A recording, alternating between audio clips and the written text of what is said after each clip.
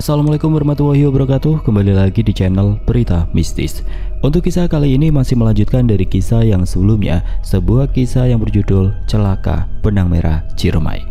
Dan sebelum kita lanjut ke ceritanya, tekan dulu tombol like video ini dan jangan lupa tekan juga tombol subscribe channel ini.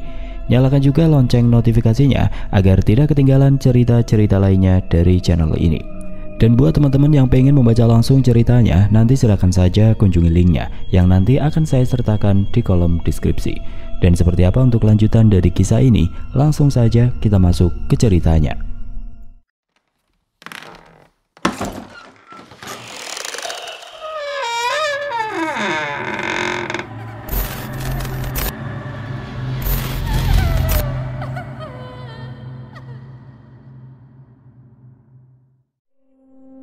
Gadis itu menunduk dalam.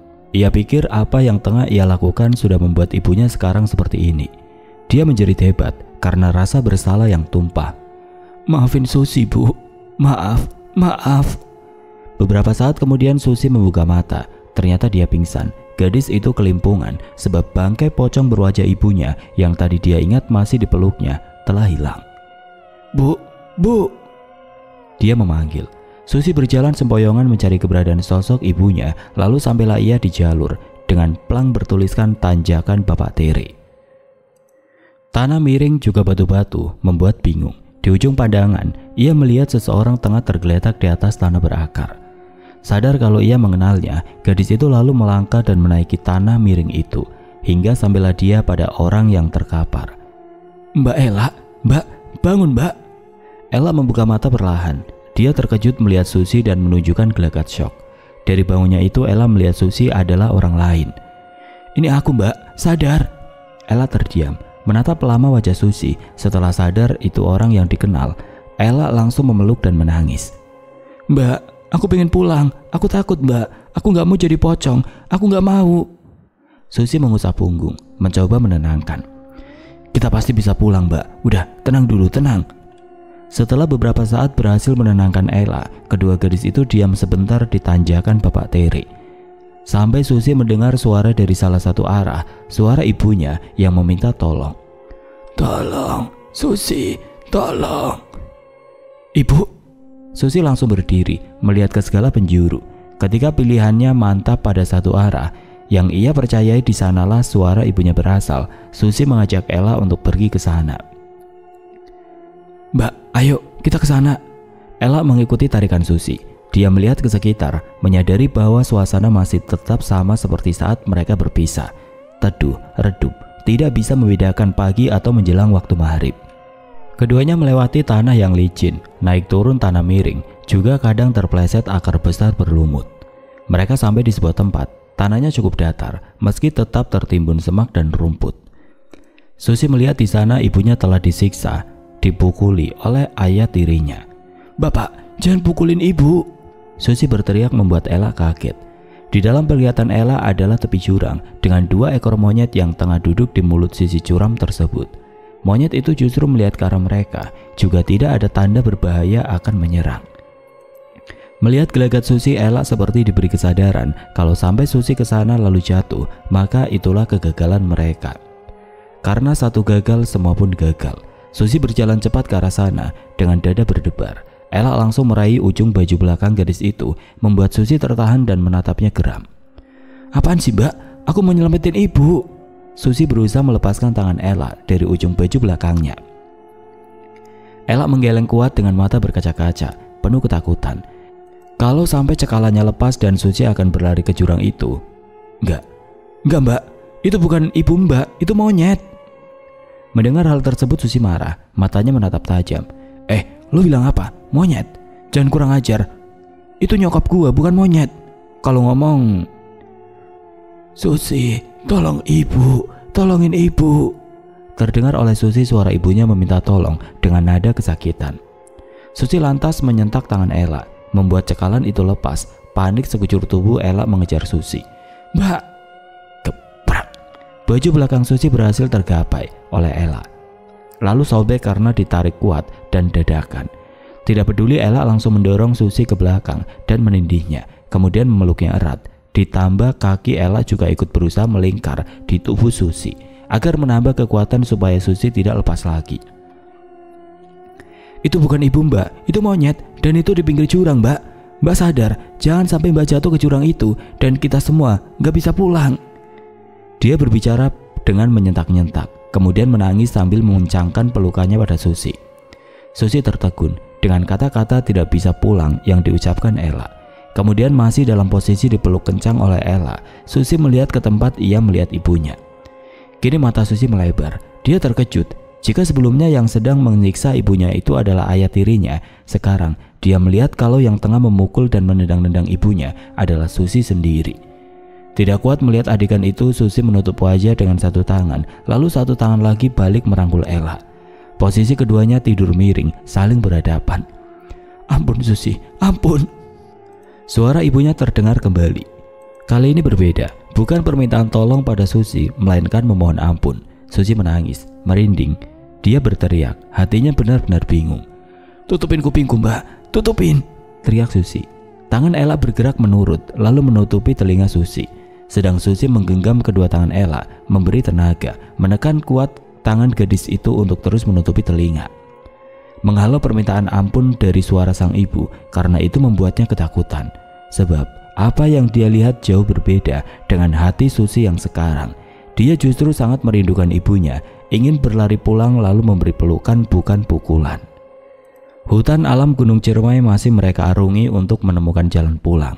Pohon-pohon yang besar, juga tanah-tanah yang licin berselaput akar besar panjang yang melintang, menjadi pemandangan mereka. Tok, cepetan jalannya, Anwar berseru tertahan. Ketika Cipto yang berjalan di belakang lumayan berjarak tertinggal. Segera Cipto mempercepat langkah, sembari menyibak semak dan tumbuhan yang tingginya melebihi pinggang. Saat Cipto sudah berhasil mengikis jarak dan berjalan tepat di belakang Anwar, salah satu pohon menarik perhatiannya. Tok, ngapain berhenti? Cipto melihat ke sekeliling. Dia mengucek matanya lalu menoleh pada Anwar. Coba lihat ke sana, itu pohon buah cermai bukan? Anwar melihat ke arah yang ditunjuk Cipto. Matanya menyipit lantaran jarak pohon tersebut sedikit jauh dari tempat mereka berada. Iya, kayaknya. Kita ke sana, kata Cipto. Mereka membelah semak dengan kedua tangan secara hati-hati. Gerakan tangan Cipto dan Anwar membuat keduanya seakan tengah berenang dalam rimbunya semak. Tidak butuh waktu lama mereka sampai.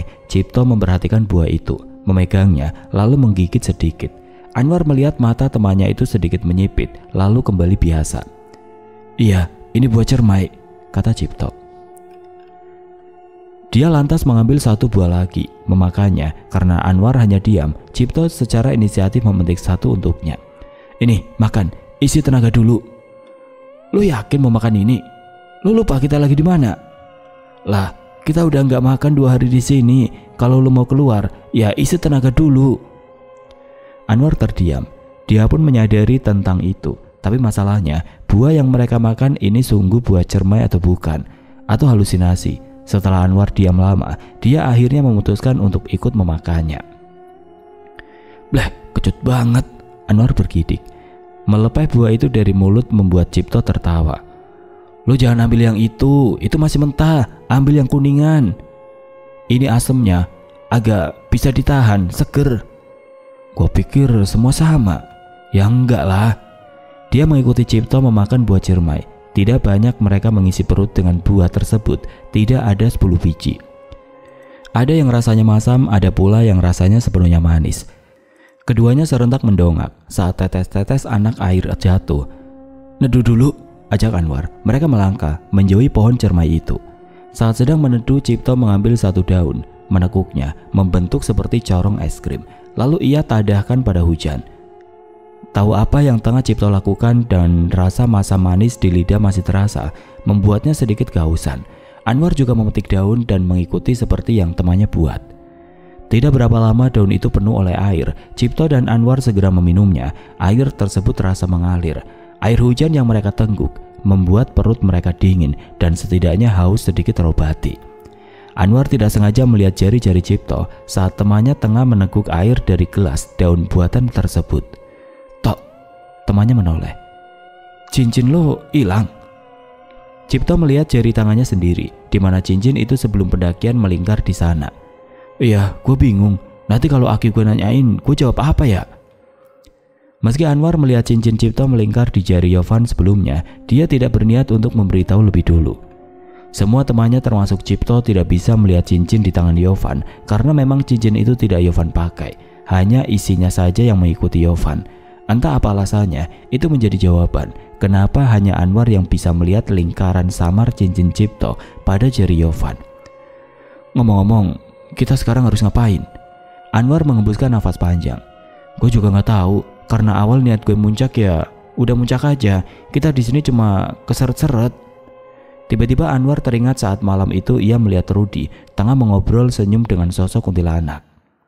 Baru saja dia akan membuka mulut untuk menceritakan hal tersebut, tiba-tiba saja teriakan dari Dito dan Bagas terdengar jelas oleh mereka.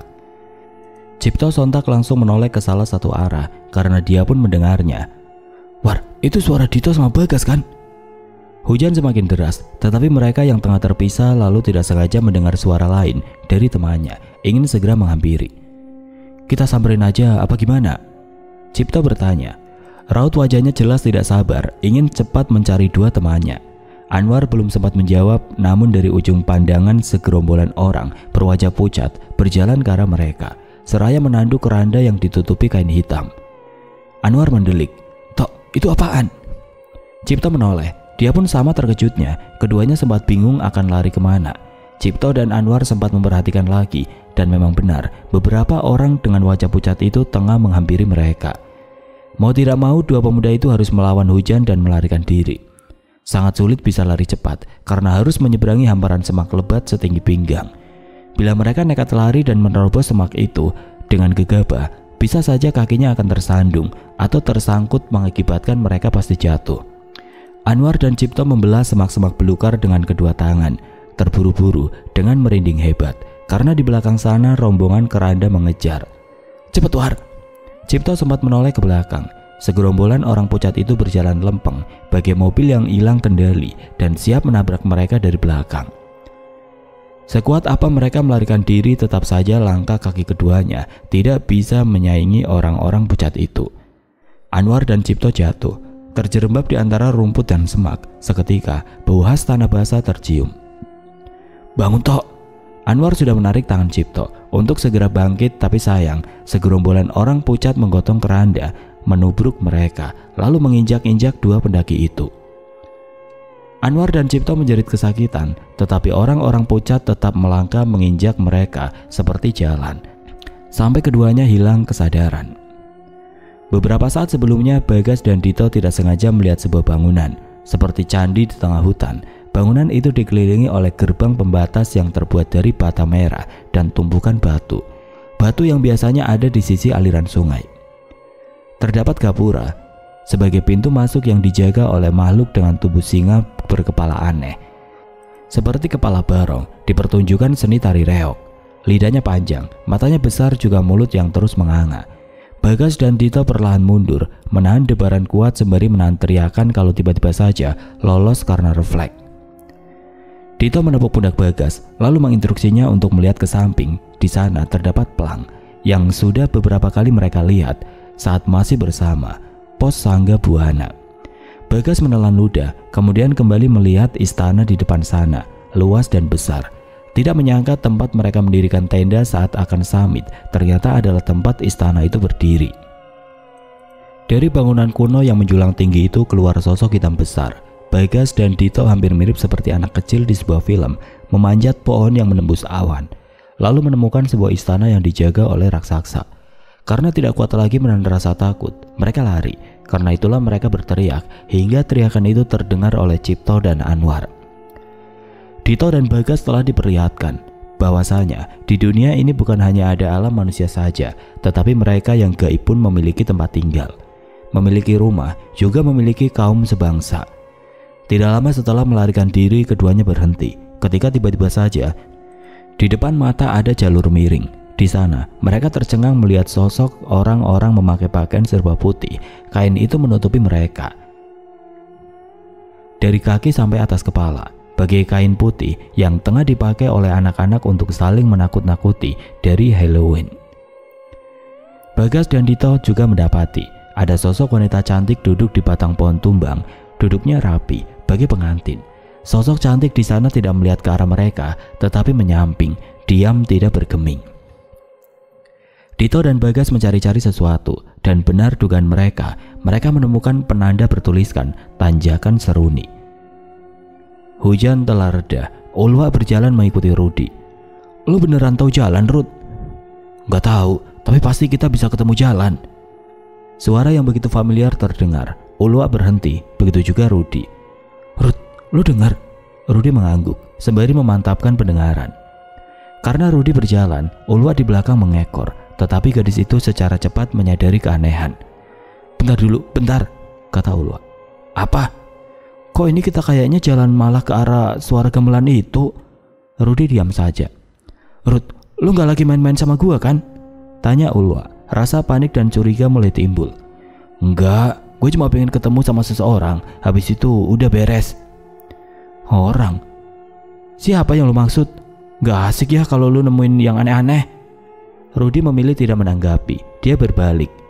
"Kalau lu gak mau ngikutin gua, lu bakal sendirian di sini." Kemudian lanjut berjalan.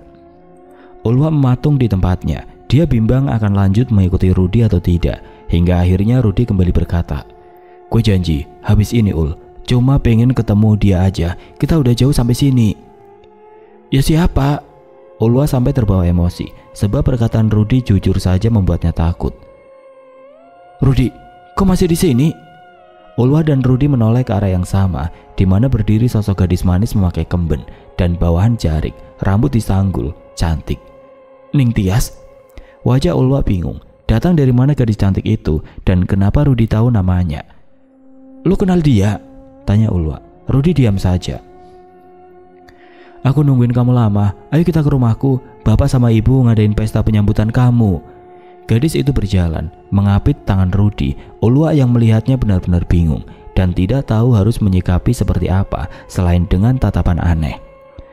Rudi dan sosok Ning Tia sudah berbalik, bersiap pergi, tetapi karena menyadari Ulwa sama sekali tidak bergerak, membuat Rudi berhenti, lalu menoleh menatapnya. "Ayo Ul, kali ini aja. Gak enak udah sampai dibuat sambutan juga." "Kemana?" tanya Ulwa.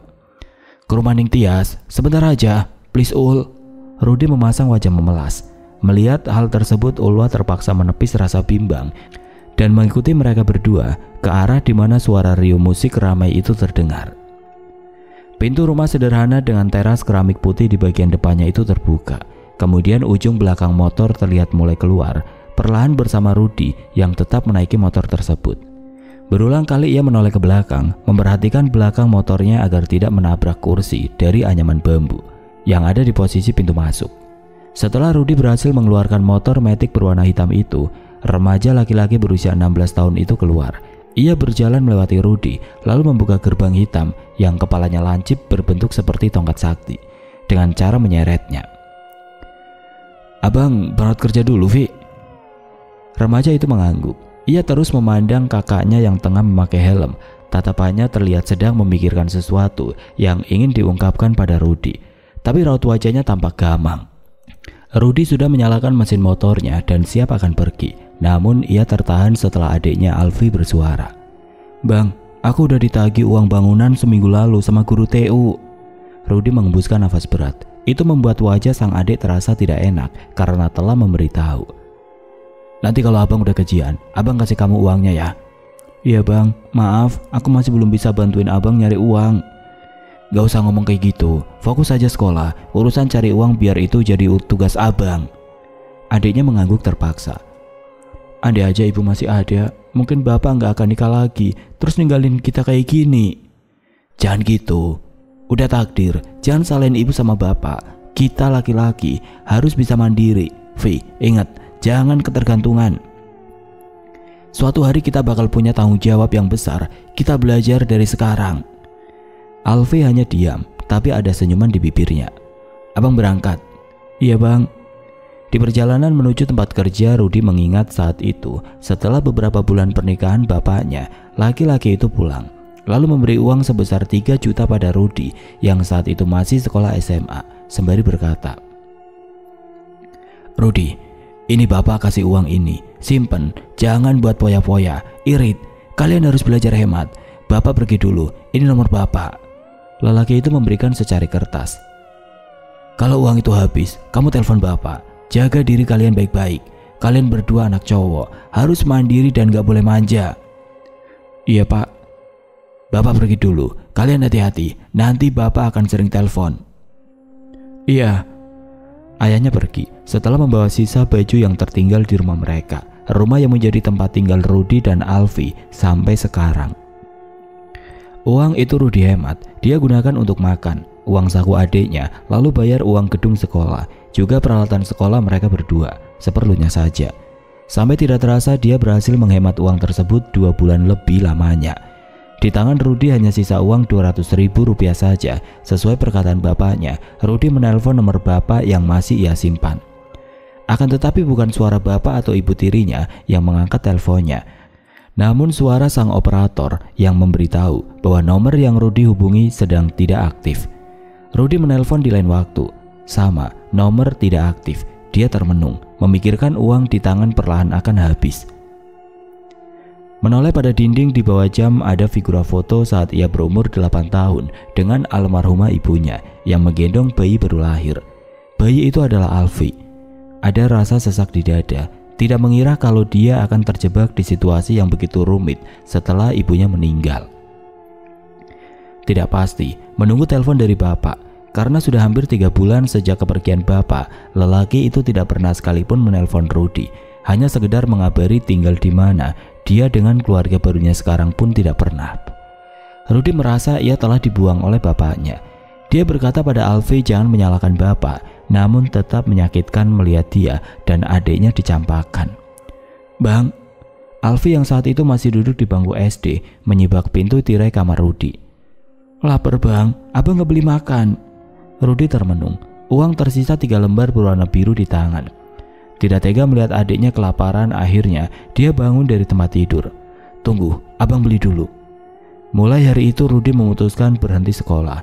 Ia mengalah untuk mulai mencari kerja dan menggantikan kewajiban bapak membiayai sekolah Alfie. Bahkan sampai sekarang pun kunjungan dari bapak tidak pernah ada. Bapak telah pergi, hilang tanpa kabar begitu saja. Keadaan ekonomi yang pasang surut membuat Rudy kadang merasa tertekan. Dia kerap merenung sendiri di depan pintu gerbang sepulang kerja, menunggu dibukakan kunci gerbang oleh Alfie, seraya meratapi nasib. Sempat menyalahkan Tuhan karena setega itu padanya. Sampailah suatu hari Rudy bermimpi bertemu seorang gadis cantik. Itu tidak hanya sekali datang dalam mimpinya, tetapi berkali-kali. Rudy mencari tahu tentang mimpinya, tapi yang muncul adalah artikel tentang dicintai oleh jin. Awalnya dia membiarkan tidak peduli, namun mimpi itu datang terus-menerus berulang kali, sampai di dalam mimpinya Rudy berkata, "Kalau emang lo suka sama gue, coba lo muncul, terus ajak gue ke tempat lo." Gadis di mimpi itu tersenyum manis dan berkata, "Rumahku di Ciremai." Rudy mencari tahu tentang Ciremai, kemudian muncul artikel di Google tentang gunung tertinggi di Jawa Barat, Gunung Ciremai. Dia kembali mengacuhkan tentang gadis dalam mimpi, tetapi semakin ia paksa lupakan. Gadis dalam mimpinya justru muncul di mimpi lagi dalam keadaan menangis. "Kenapa kamu acuhin aku? Apa salahku sama kamu?" Melihat wajah manis itu berubah suram, hatinya tidak tega. Dia akhirnya kembali menikmati mimpi itu sampai Rudy akhirnya jatuh cinta. Cinta itu membuat setiap pertemuan dalam mimpi dengan gadis tersebut beralih pada adegan panas. Sering Rudy bangun tidur dalam keadaan celana dalam yang basah karena telah bersenggama dalam mimpi. Hubungan tidak biasa itu membuatnya ingin bertemu. Di dalam mimpi sebelum ia memutuskan untuk menemui gadis itu, dia sempat menanyakan namanya. "Siapa nama kamu? Kita udah lama kenal tapi aku nggak tahu namamu." "Ning Tias," jawabnya. Hubungannya bersama Ning Tias sudah Rudy ceritakan berkali-kali pada Yovan, secara diam-diam dari teman-teman yang lain. "Aneh bener, mimpi ketemu cewek yang sama kok bisa sesering itu," kata Yovan ketika keduanya tengah melakukan panggilan suara di WA. "Serius Wan, gue juga bingung. Ruqyah aja lo, gimana? Mau gue antar atau cariin orang yang bisa meruqyah lo?" "Gak usah lah, gue gak apa-apa, lagian cuma mimpi." Rudy tidak menyebutkan di mana rumah gadis dalam mimpinya, sehingga ketika Rudy mengajak pergi ke Ciremai, Yovan sama sekali tidak curiga. Saat mereka sedang mengalami teror dan saling dipisahkan, Rudy berulang kali melihat Ningtyas yang berdiri di sisi pohon, tersenyum padanya. Karena belum terlalu percaya, Rudy mengacukan sosok itu. Namun setiap kali dia tertidur, sosok Ningtyas muncul di mimpinya dengan dandanan yang begitu berbeda, lebih cantik dari biasanya. Rudy dan Ningtyas kembali bersentuhan dalam mimpi, tetapi setiap kali akan mencapai klimaks, Ningtyas meminta Rudy untuk menyudahi aksi mereka. "Kenapa? Kamu sudah bosan sama aku?" tanya Rudy dalam alam bawah sadarnya. Ningtyas menggeleng, dia mengusap manja dada Rudy. "Apa kamu gak pengen kita selamanya kayak gini?" Kening Rudy mengkerut, tangannya melingkar di pinggang Ningtyas. "Gimana caranya?" "Kita nikah." "Emang bisa?"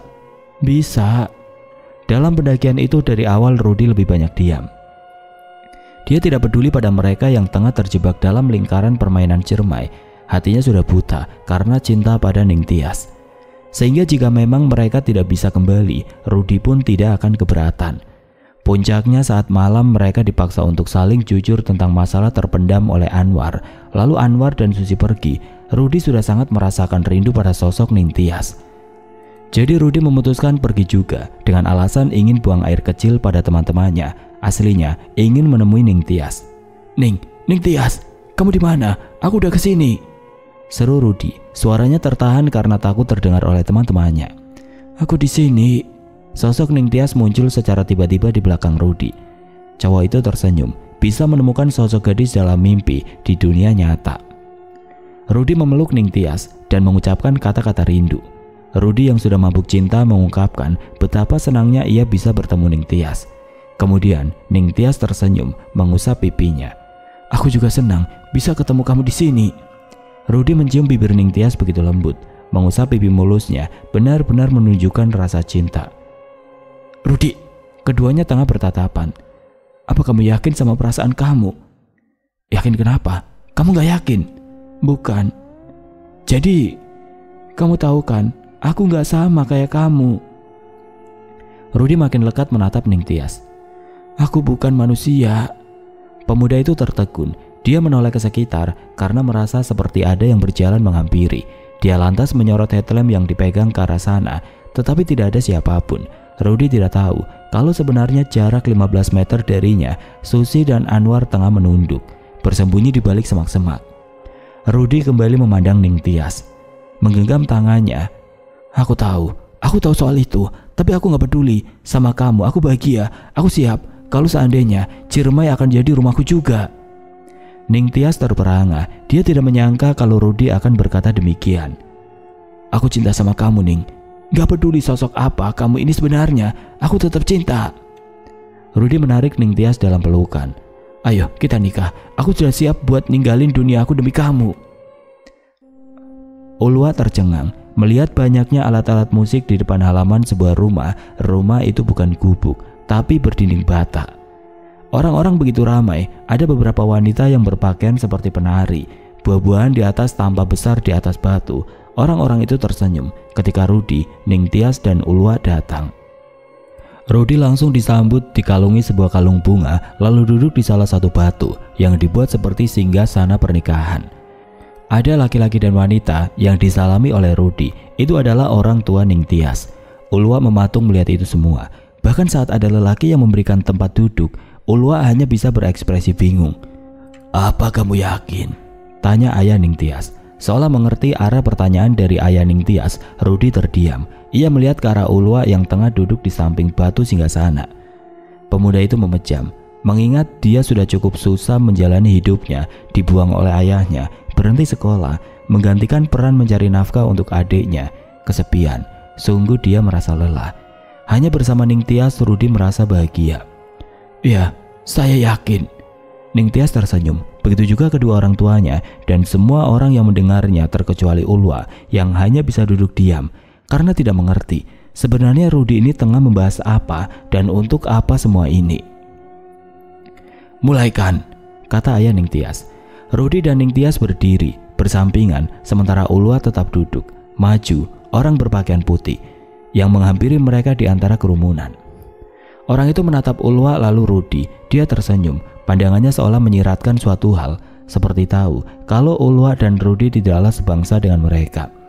Kemudian orang itu menjabat tangan Rudi, lalu mengambil satu kelopak bunga mawar putih yang menjadi kalung Rudi. "Kalian makan bunga ini setengah-setengah." Rudi menurut. Ia memakan setengah bunga itu, kemudian setengahnya dia berikan pada Ningtyas. Setelah Ningtyas habis memakannya, orang itu memejamkan mata, lalu mulai mengucapkan doa dengan menyebutkan nama Rudi dan Ningtyas di sela-sela doanya. Kemudian orang itu membuka mata yang menandakan kalau doanya sudah selesai. "Selamat, kalian telah menjadi sepasang suami istri." Ulwa tertohok. Dia bangun dari duduknya. "Apa? Suami istri?" Anwar dan Cipto terbangun nyaris bersamaan. Keduanya saling meringis, memegangi beberapa bagian tubuh yang terasa sangat nyeri lantaran diinjak-injak oleh rombongan orang pucat membawa keranda. "Lu gak apa-apa, War?" tanya Cipto. Dia berusaha bangun dengan susah payah, bertumbuh pada lutut. Ketika ia berdiri, kakinya bergetar-getar, tidak kuat dan belum siap menahan bobot tubuh. Anwar meringis memegangi perutnya. Dia berhasil bangun lebih dulu dari Cipto. "Tok, lu bisa bangun?" tanya Anwar. Nafasnya tersegal-segal. Untuk bangun saja seperti sudah melakukan lomba lari. Cukup menguras energi. "Bisa," jawab Cipto. Dia berusaha bangun sekali lagi hingga akhirnya berhasil. Sembari memegangi pinggang dan bagian tubuh yang sakit, Cipto dan Anwar kaget.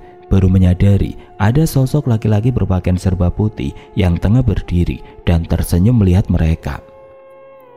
Cipto mengenali orang itu adalah orang yang sama yang membangunkan mereka dan memberitahu bahwa mereka semua sudah berada 3 hari di alam Ciremai sebelumnya. "Assalamualaikum."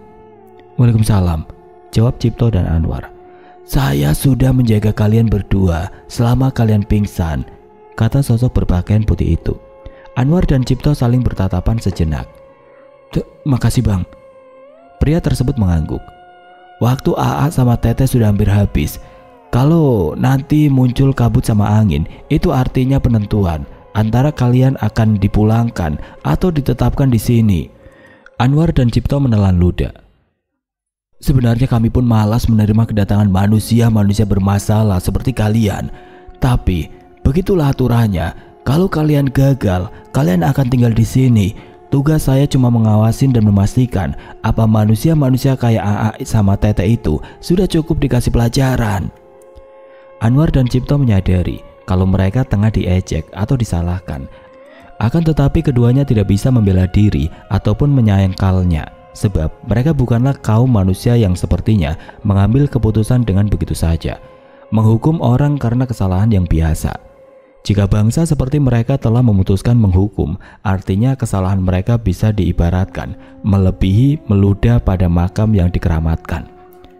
"Saya harap kalian semua bisa saling mengandalkan, saling menyadarkan, saling bekerja sama, supaya tempat kami tidak ditinggali oleh orang-orang yang kurang pelajaran tentang tata krama dalam bertamu ke tempat orang." Anwar dan Cipto sekali lagi saling pandang sekilas, lalu menunduk, merasa tidak enak. Terbayangkan jika mereka gagal, tempat yang mereka akan tinggali saja enggan menampung, membuat keduanya merasa seperti sampah yang tidak berguna, benar-benar hanya mengotori saja. "Saya pamit. Assalamualaikum." "Waalaikumsalam." Pria putih tersebut berjalan pergi setelah menunduk sopan sebagai gerakan pamit kepada Anwar dan Cipto. Wangi harum tercium mengiringi kepergian orang tersebut. Mata Anwar tidak sengaja melihat ke atas tanah miring yang tidak jauh di depan mereka. Dia terpaku, matanya menyipit dan terkejut melihat Bagas dan Dito yang sedang berjalan di atas sana. "Lah, itu Dito sama Bagas kan?" celetuk Anwar. Cipto melihat Anwar kemudian menoleh pada petunjuk temannya. Setelah diperhatikan ternyata memang benar itu adalah Dito dan Bagas. Segera Cipto menyatukan kedua tangan, membentuk corong di depan mulut, lalu berteriak, "Woi, Bagas, Dito!" Kedua temannya yang tengah berjalan di dataran tanah miring berhenti. Tampak mereka berdua celingukan, mencari suara yang memanggil. "Di sini, di bawah!" Bagas dan Dito akhirnya melihat dua temannya di bawah sana. "Sini lo berdua, naik!" teriak Dito. Anwar dan Cipto segera berjalan mendekati tanah miring setinggi 13 meter itu. Saat Anwar dan Cipto berusaha naik dengan berpegangan pada akar-akar dan tumbuhan liar untuk naik, Bagas dan Dito secara sabar menunggu di atas, memperhatikan dua teman mereka dengan khawatir.